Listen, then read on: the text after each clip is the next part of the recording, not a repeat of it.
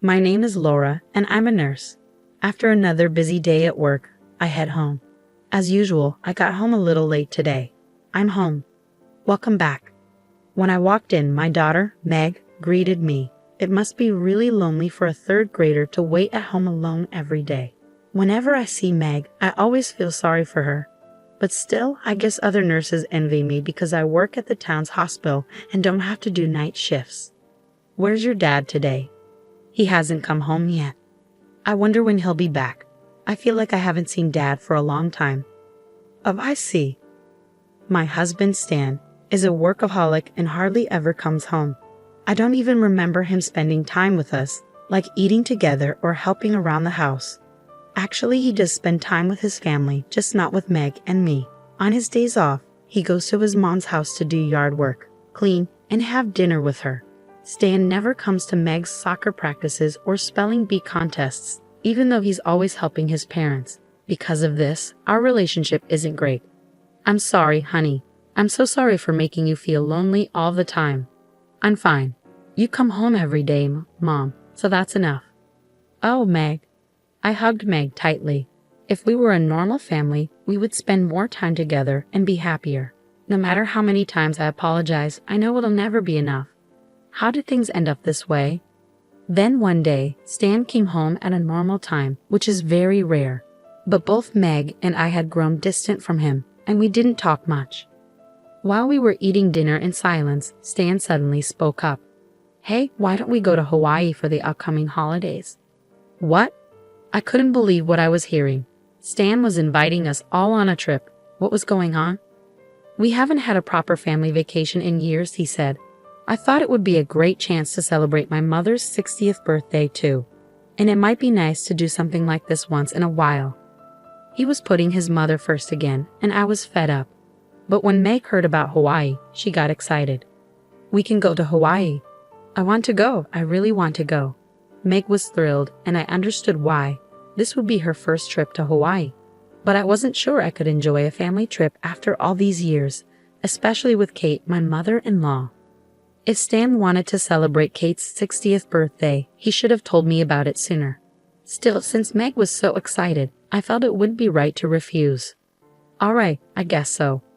It's been a while since we've all been together as a family, so let's go, I said, nodding my head. On the day of the trip, Stan and I had to work, so we planned to meet at the airport. That day, my work was unexpectedly busy, and I ended up running very late. After finishing work, I hurried to the airport with Meg. After taking the bus, we finally arrived, but then something surprising happened. They're not here.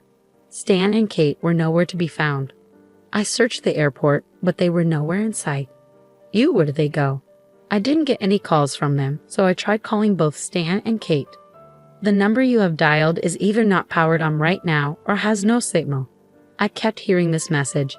Feeling desperate, I asked the airline staff at the reception desk for help. One of the staff members then asked me, "Are you Miss Laura Martin?" Excuse me? Yes. I was puzzled about how the staff knew my name. But then they handed me a piece of paper. I was asked to give this to you. A paper? I was shocked by what was written on it.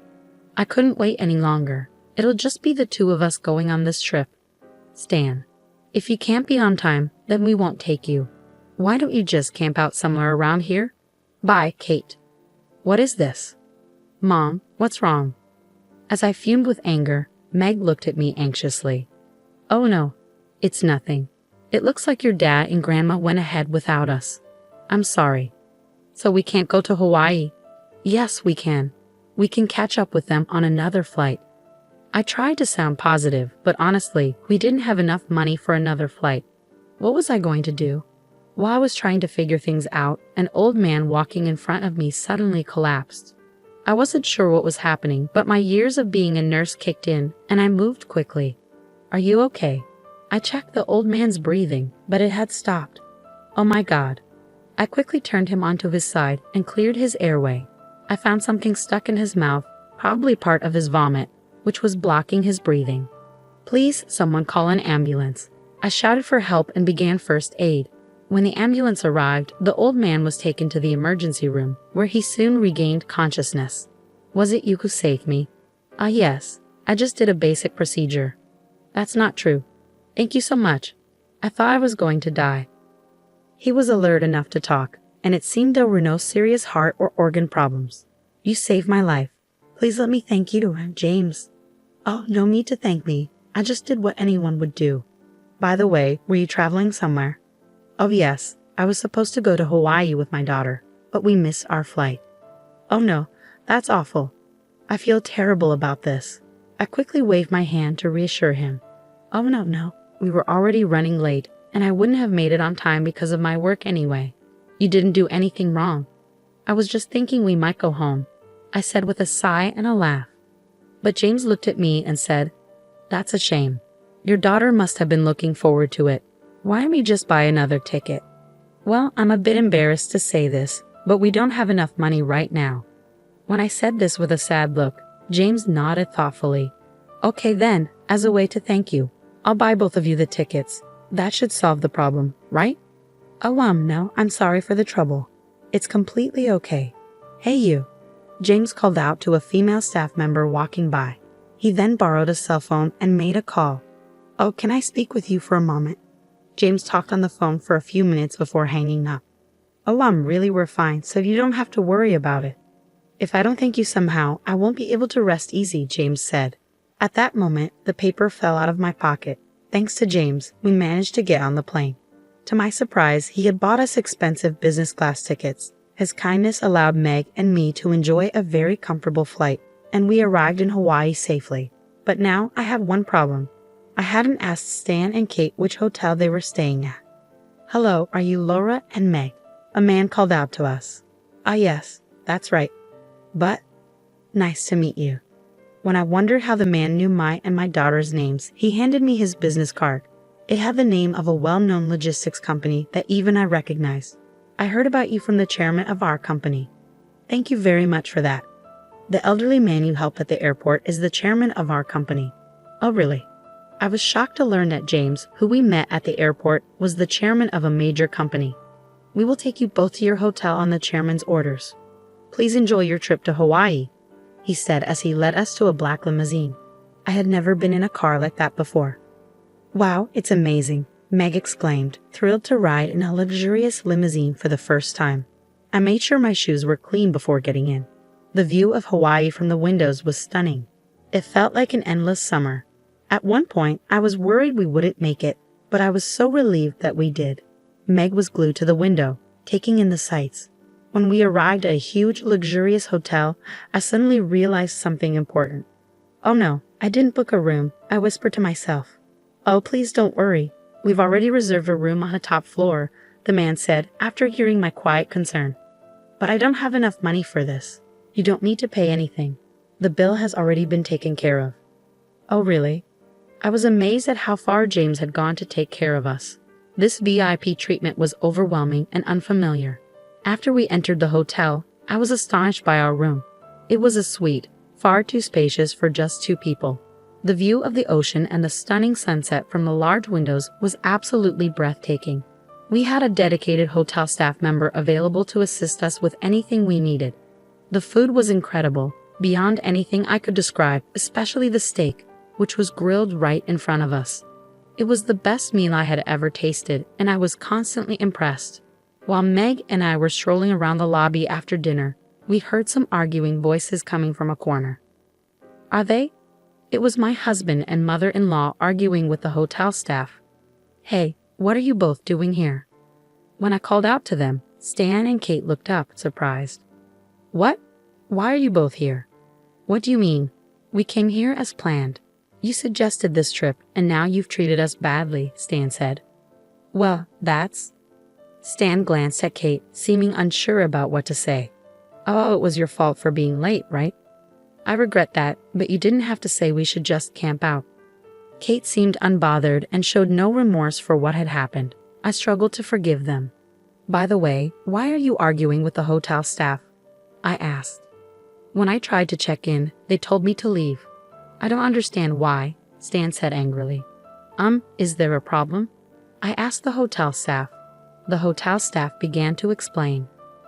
I heard that these people left our very important and valued customers behind, and that's unforgivable.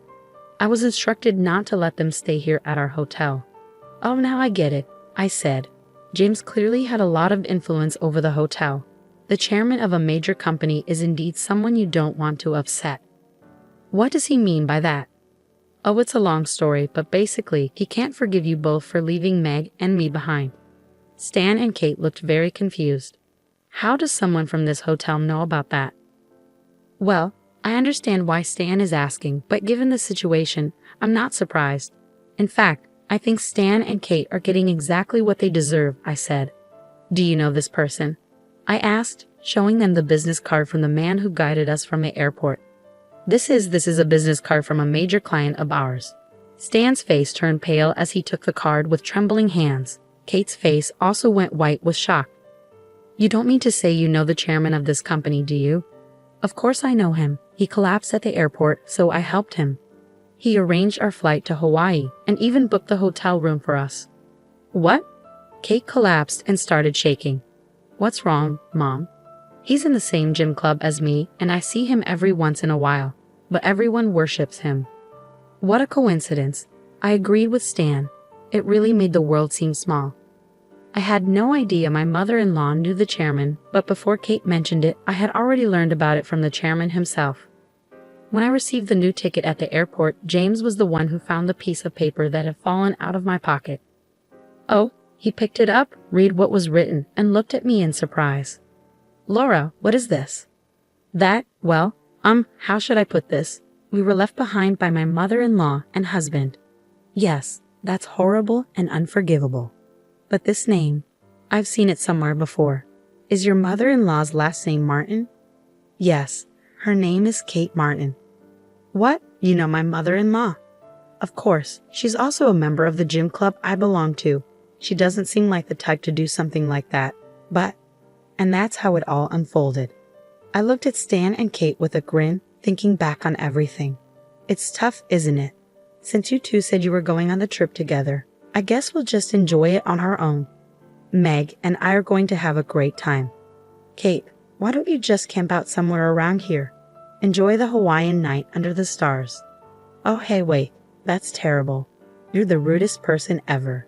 Stan and Kate kept shouting as I turned my back on them. They were being ridiculous. They threw those words at me first, and when I gave them a taste of their own medicine, they called me terrible and rude. I couldn't help but laugh. Let's go. I urged Meg, let's go. She took my hand and we walked away from the scene.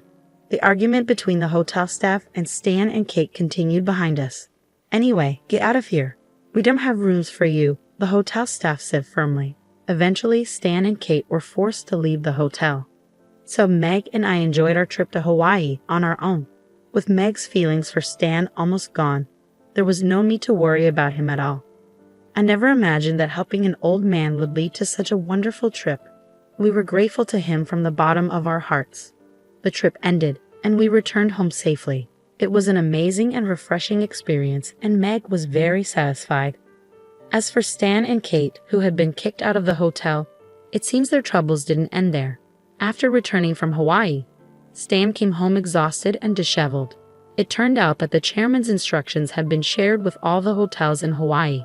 They ended up having to camp out in the wild. Everything written on that paper came back to haunt them. Other difficulties soon followed for Stan and Kate. Stan was suddenly called into his boss's office and informed that the contract with James's company was about to be canceled. Kate faced cold treatment from the other gym club members and eventually left the club. She was practically expelled. Her only hobby had been staying in shape, but the incident scared her so much that she gave up working out and now spends most of her time watching TV. Stan and I decided that continuing our marriage would be too difficult, so we officially divorced. I got full custody of Meg, and I didn't receive any alimony or child support. My income was similar to Stan's, so supporting Meg was manageable. I have no intention of seeing my mother-in-law again. Despite everything, this whole experience felt oddly surreal. Looking back, it's strange how being late at the airport led me to help the chairman of a major company whom Kate knew. Thanks to him, I got to experience one of the best trips to Hawaii. It almost feels like fate was guiding me. My relationship with Stan didn't work out except for the fact that I have Meg. Maybe there were miscommunications due to our different work schedules, but I believe the outcome would have been the same even if I had stayed a housewife. Stan would have always prioritized Kate over us. I have no regrets. I have the most adorable and precious daughter in the world, and I don't need anything else.